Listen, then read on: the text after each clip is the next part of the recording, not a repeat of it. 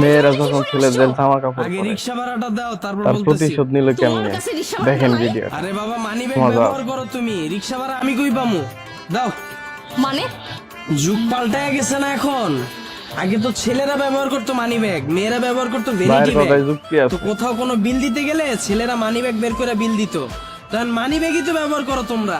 বিল আমি কই থেকে দিমু? দাও বিল দাও, ভাড়া দাও। আগে তুমি রিকশা থেকে নামো। আরে বাবা, ভাড়াটা না দিলে আমার তো নামতে দিব না। দাও ভাড়া দাও আগে। মামা আপনার ভাড়া কত? 50 টাকা। এই না, নামো।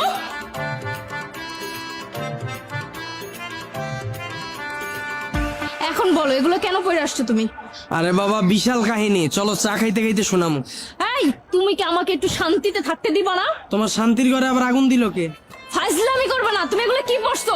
তুমি কি ইদানিং চোখে কম দেখো? চোখের জ্যোতি কমে গেছে? থ্রি পিস পরছি, দেখো না?